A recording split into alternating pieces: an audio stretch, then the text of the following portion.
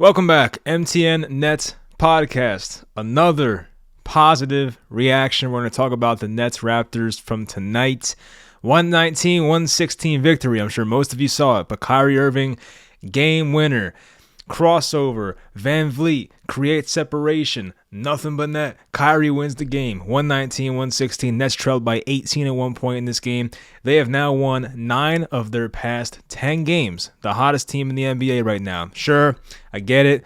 Some of the skeptical people will say, oh, those wins were against injured teams, blah, blah, blah. I don't care. Did you see how injured the Nets were last year? I do not give a damn. I am taking any win I can get. The Nets are moving up the standings. And they're definitely putting themselves in that conversation of top 3 team in the Eastern Conference. I still want to see how they fare versus the top guys, the Bucks, who we play soon. And then, of course, Boston, who we haven't beat since like last year. I want to see how they play against them. But right now, at least, the Nets are arguably the third best team in the East. I love what I'm seeing ever since Jacque Vaughn took over. They're playing as a team, and there's definitely a lot of great things to talk about. So, of course, subscribe to the podcast, follow the podcast, MTN Nets Podcast, the YouTube channel, also MTN Nets Podcast. The last YouTube video actually got a good amount of views. That was the comeback versus the Pacers when they won very shorthanded, so that was cool. So hopefully we got some new listeners over there. But anyway, tonight's game was one that it feels like if this was a previous Nets team, even the Nets team that started out the year, I know the Nets beat the Raptors like the second game of the year actually, so maybe not. But still, the Nets, it felt like earlier on and even last year, they would have lost a game like this, especially at Toronto. That crowd gets very much into it, and the way Van Vliet was shooting, the way Siakam was kind of getting calls, and Kevin Durant was very frustrated with the referees and things like that. Things were not going the Nets' way, especially in the first half, and especially offensively. They scored 19 points in the first quarter. And as I said, they were down 18 points at one point in this game, but I think they made a lot of halftime adjustments on defense. They made life much tougher for Toronto. Toronto in the first quarter scored 29. They scored 33 in the second quarter, which was their high. Then the Nets held them to 22 in the third quarter. That was the big difference in this game. The Nets outscored them 36-22 in the third quarter. Then in the fourth quarter, they only outscored Brooklyn by 32-31. But holding an NBA team to 22 points in a quarter, you'll take that any day of the week. And you can tell that defensive intensity was much better for the Nets in that second half, but especially in that third quarter. And it was frustrating because the Nets were somewhat getting stops on defense in the first half. Like, I thought they played pretty decent defense for the most part, but they couldn't make their shots. They were like 1 of 10 from 3 at one point in this game. It did get better. They ended up shooting 9 of 26 from 3, so I guess do the math. They probably had like a close to 50% shooting from 3 in the second half, but still, the entire game, they only shot 34% from 3, but they started out terribly. So they got better shooting the ball. Definitely some big shots at the end of the game by Utah Watanabe. Revenge game for Utah. That was awesome to see. He was super pumped up for that. And then Kyrie, of course, making the game winner, which was a 3 as well. But as I was saying, the first half was annoying because, yes, they were getting defensive stops, but you can tell the Raptors' defensive pressure and their perimeter defense and their length was definitely disrupting the Nets. And even Kevin Durant, to a degree, was not really getting into his rhythm because he was getting pressured by Siakam and some of the calls were not going his way. And, you know, you saw the plays where even like Joe Harris elbowed, who was it? Scotty Barnes, I think it was, in the face. So the Nets had some offensive possessions just end in a pretty, just annoying way where you felt like they could have gotten more, and then some guys were missing open shots. Royce O'Neill had a couple that I thought he could have made, and Royce O'Neill, we'll get to him later. He's definitely cooled down from, the way he started this year shooting the ball. But another game here where the Nets out-rebound their opponent 37-32, and speaking of rebounds and the big man, Nick Claxton was awesome. We'll just go to the individual players now. Nick was awesome. This was probably one of his better games of the year. He was 5 of 5 from the field, 5 of 8 from the free throw line. So I do believe Nick started out 0 of 3 at the free throw line. And I'm saying to myself, like, this is mad annoying. Like, he has to fix this problem. And then it was weird. He missed a free throw, but then there was a lane violation on Toronto. He got another free throw. He made it. And I think after that, he made like his next 4 in a row. So he finished the game 5 of 5 at the line. He's kind of changed his free throw approach. Like, it's not like a Giannis type pause, but like Nick Claxton, like he is about to go up takes this really long pause for about like a full second and a half, and then he just shoots really slow. And I guess it's kind of working for him. I feel like his shot has been more on target. Sometimes he misses short, of course, but I feel like Nick Claxton might be figuring things out. At least he's experimenting and trying new things, and hopefully Claxton gets the free throws to a decent level. He'll never be an 80-90% shooter, I don't think, but if he can get to 70-75%, I'm fine with that for Nick Claxton, of course. But Clax, he had 10 rebounds, and this is the impressive one. 6 blocks, 15 points. A couple of those weak side blocks by Claxton. He has been a very good rim protector at times and a good perimeter defender at times as well. So those lineups with Simmons and Claxton playing defense at a high level, those lineups are fun to see, and they will definitely help in playoff series matchups when you play those teams that have, wings that can do it all with the ball, like, Jason Tatum and Jaylen Brown, for instance. Like, we have not seen Ben Simmons play Boston yet, but whenever that happens, I'm excited because you can put Simmons and Claxton in the pick and roll, and whenever they switch, you're still going to get a tough defender regardless. So, but it's funny, sometimes I go back and watch like old videos I make, and for some reason I was watching a Nets video I made. It was actually like 2 weeks before COVID hit. I think it was after their loss at home to the Lakers, and I was talking about some of the things they were doing wrong. But I remember like kind of vouching for Nick Claxton to start at that time, and he was a rookie. I said he should start alongside DeAndre Jordan, which, maybe that was a dumb take, but I still, it just comes to show you I was a big Claxton guy in the past, and I always wanted him to get more minutes. And, I was hoping that Claxton would end up being more of a shooter, but it hasn't happened yet. But the way he's been able to develop into a pretty natural center for the most part. He doesn't play center like, Joel Embiid and guys like that, but the way Claxton plays center, it's fine for the modern NBA. There's some matchups for Claxton where it doesn't go that great, and he does get bodied here and there, but the guy has the athleticism. He can jump out the gym. He can block shots, as we see. He can get some tough rebounds. He can play above the rim. So Claxton gives you most things of what you want from an NBA center these days, and I think he played a great game tonight. Kevin Durant, 10 of 15, 2 of 3 from downtown, 6 of 6 at the line, 4 rebounds, 3 assists, 1 steal. Did have 5 turnovers. He had a couple of those dumb turnovers where he dribbles into traffic, but I thought KD was pretty good for the most part. 10 of 15 shooting. I think you'll take that any night from him. A very efficient night. And look, KD, as I've mentioned before, there were some plays he probably should have gotten some calls. He didn't get them, especially in the first half. There was the play where he got a technical. I think it was a double technical. I think Scotty Barnes kind of he made a nice move. He dunked. He didn't dunk on Kevin Durant, but he made a nice Euro step and dunked with Kevin Durant defending. And, they had some words for each other. But you can tell KD was definitely a bit frustrated by the refs, and I think how physical Siakam was from the start of the game, so it probably motivated him. Royce O'Neill, as we go in order here, not good. 32 minutes, 0 of 4 from the field, 0 of 4 from 3. 7 rebounds, which was nice. He did have some nice rebounds. I'll give him that. 3 assists. He was a -4.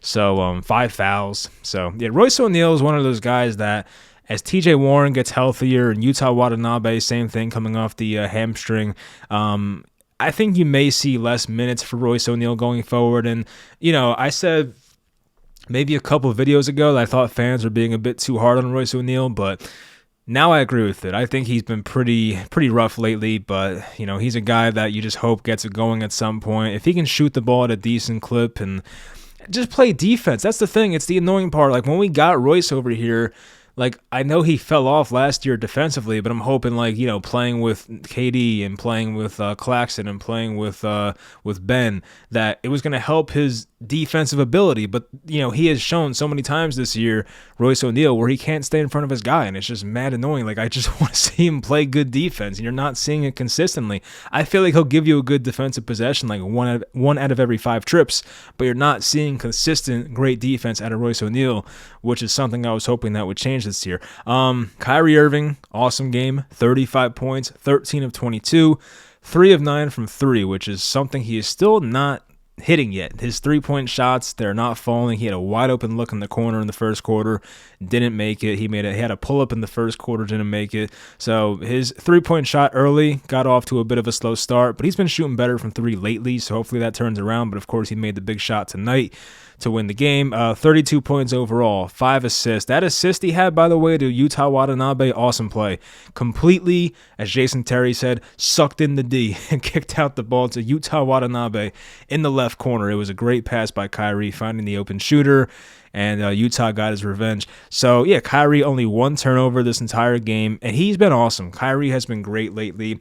I know there were some fans that really were dead set on trading him, and there's probably some people that still want to trade him. I mean, I don't really, make these videos to like dunk on fans and things like that. We're all entitled to our own opinions, but I don't know how trading Kyrie was going to make the Nets better, and I'm happy that he's still on this team. I'm a big Kyrie guy, as you guys know, and Kyrie playing at this level makes the Nets the best version of themselves. I don't know who you can trade Kyrie for that makes the Nets better.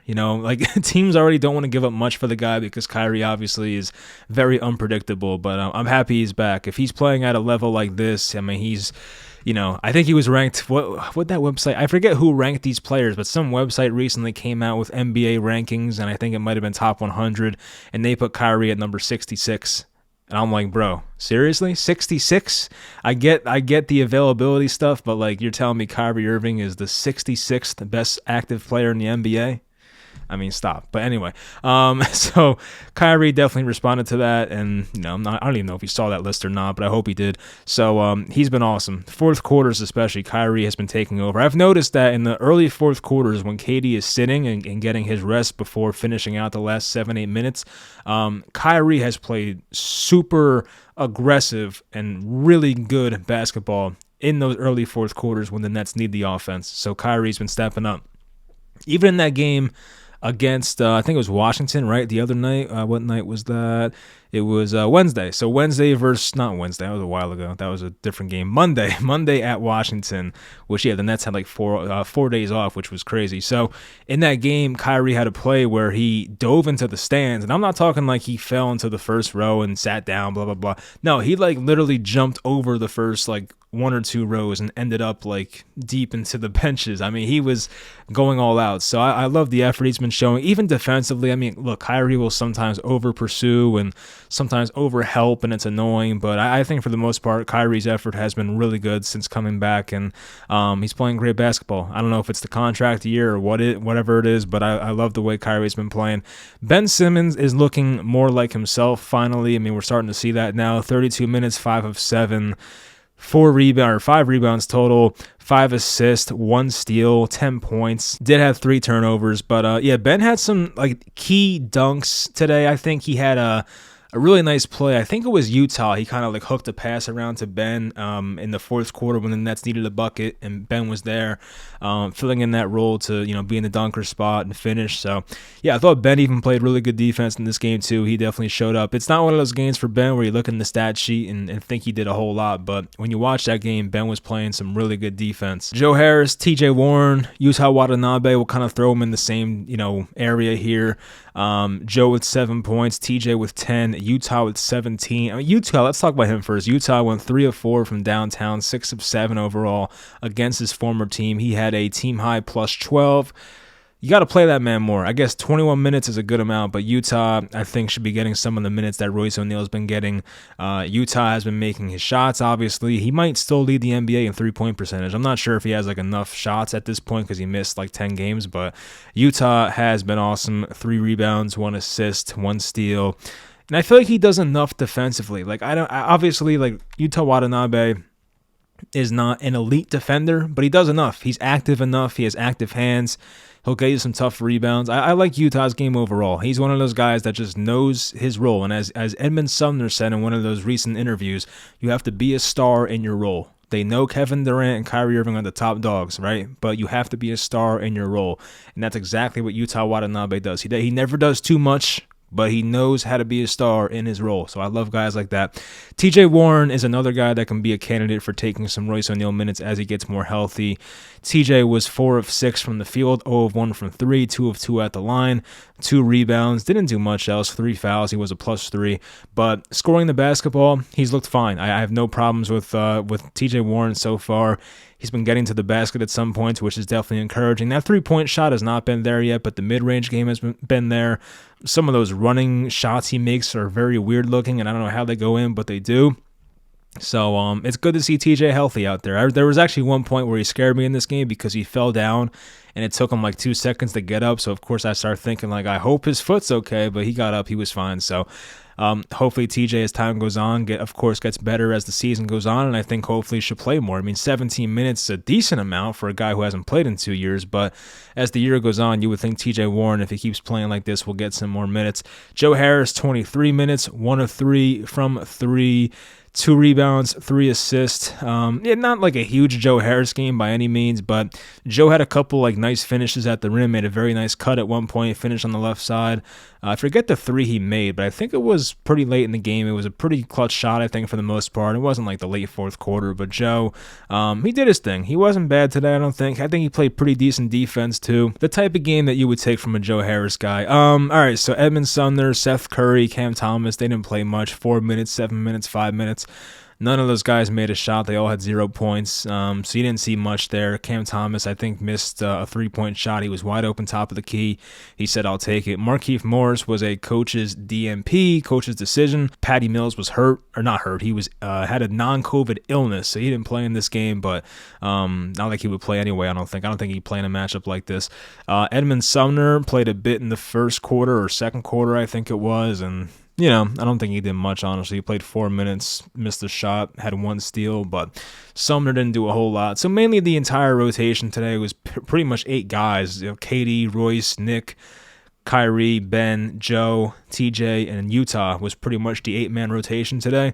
And I'm fine with that. Like that's good size right there. I mean, as Kevin Durant said, it's a wings league. And he also said it's a make or miss league. And I think tonight's game really showed that. I mean, like, the Nets made the 2 biggest shots in the game when they had to. If Utah Watanabe missed that corner 3, the Nets probably lose this game. I think they were down 1 when Utah made that shot, and they probably lose the game. I think Utah made that shot and made it 116 to 114.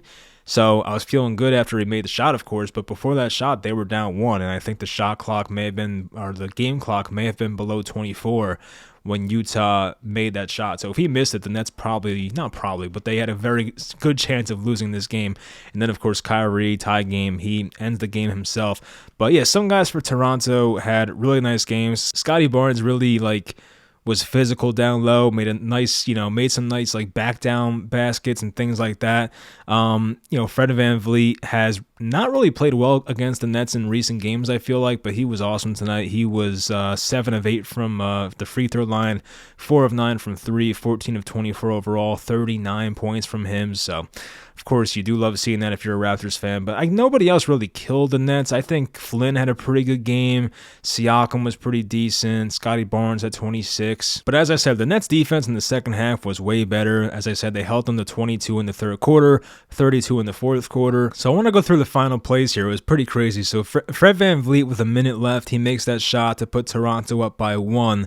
Then Kyrie makes that crazy running layup to put the Nets up by 1 with 53 seconds to go.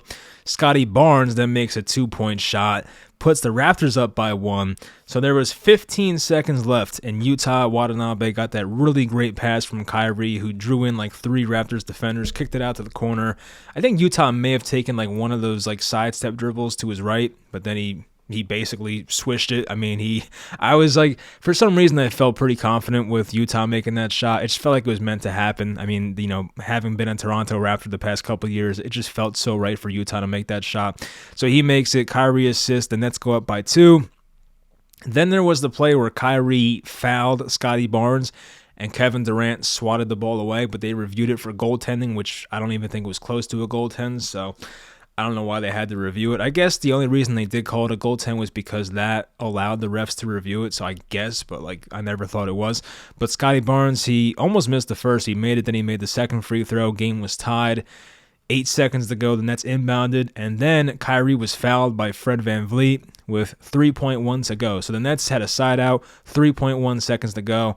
I was watching the game with my girlfriend. I'm like, that was actually before he even got fouled. I was saying when the Nets came out of that timeout, and they were, entering the floor to make or possibly go ahead and try and win the game, I was saying, give the ball to Kyrie and let him take Fred VanVleet one-on-one. And that's exactly what happened. I mean, I know, of course, when you have Kevin Durant on your team, it's very tempting to give him the ball in a clutch situation. And Kevin's been very clutch this year and probably throughout his entire Nets career and probably throughout his entire career. But Kyrie just had it going. Late fourth quarter, he had the matchup versus Fred. I'm like, I'm taking that. Give Kyrie the ball. If he misses, he misses. But that's our best chance to win this game right now. Kyrie, I think at one point, I think it's maybe his rookie year or second year in Cleveland, he played at Toronto once and made an awesome top of the key game-winning shot. So this, we're talking like, 8, 9, 10 years ago. But he's had experience making a game-winning shot here in Toronto before. This one was probably better though. Of course, he had the crossover, created space. And at the buzzer, Kyrie gives the Nets a victory. And I'm trying to think, when's the last time the Nets had a buzzer beater shot? Like, it's hard to think of a game-winning buzzer beater by a Nets player. I'm going down the list now on Basketball Reference, and it's like a game-winning shot chart, basically, and I cannot find it. I feel like D'Angelo Russell may have done it, like, a while ago. Oh, is this it? Brook Lopez? No way. Was that game Brook Lopez made that like left baseline fadeaway shot that had no business? I don't know. I think maybe Brook Lopez was the last time a Net made a actual buzzer beater for the win. Like, is there an obvious one I'm forgetting about? Yeah, looking at this page, it looks like the most recent was Brook Lopez. You had Randy Foye in 2016. I remember that game for some reason. The Nets were so bad that year. Joe Johnson had 1, 2, 3, 4, 5 game winners as a Net. I mean, Joe Johnson was so good in the clutch, so good. I think Joe Johnson, every time he had the ball in a clutch situation, I knew it was going in. It was just like one of those things where you knew Joe Johnson was coming through. All right, so anyway, upcoming schedule. Nets are 18-12. They're like right there at the 3 seed with the Cleveland Cavaliers. So hopefully the Nets will get that spot. They play Cleveland in 4 games. So on Sunday, they're at Detroit. They stink record-wise. Cunningham's out for the year. Nets hopefully should take care of business there, but that's one of those games where you might take lightly, but hopefully Jacque Vaughn keeps them focused. Then they're home versus the Golden State Warriors. No Steph Curry, so that, of course, will help, and the Warriors have been kind of mid this year. Versus Milwaukee next Friday. That'll be a fun game. I mean, I hate the Bucks with a passion, so I hope we win that game. And then at Cleveland. So Bucks, Cleveland, back-to-back. The Bucks game's on a Friday, Cleveland's on a Monday, so you have the whole weekend off. If you're the Nets, then they, travel to Cleveland. So, yeah, I mean, that's going to be a stretch of 2 pretty important games to see where this team is at exactly because, as I said, the people that are critics of this team will say the teams they have played are injured. And, even tonight, I think Gary Trent was out and OG Anunoby was out. So, I mean, all right, that's another couple guys the Nets didn't have to face, but as I said, with what the Nets went through last year with all the injuries, I have no sympathy for people. I really don't care. But after that, they play Atlanta, Charlotte, then they play San Antonio. So, yeah, the Nets schedule overall is not like crazy hard the next 6-7 games, but then you look at the in-between games with Milwaukee and Cleveland, those will be tough, and there are a lot more road games than home games. I would say 1, 2, 3, 4 of their next 6 games are on the road. So, yeah, I mean, look, we'll find out what happens here, but I definitely want to take at least one of those games versus Milwaukee or Cleveland. If they take both, I'd be super excited about that, but hopefully just get one. Obviously, you got to take care of business against the Pistons on Sunday and hopefully take care of business versus a Golden State team without their best player. So, we'll see what happens, but yeah, this win tonight was very exciting. I was on my feet forward, and I was like, let's go. Like, I could not believe they won that game because, as I said, it just feels like one of those games that the Nets of the past, they probably would have lost that, so it is great to see. Anyway, I hope you guys enjoyed this video, and I'll talk to you guys next time.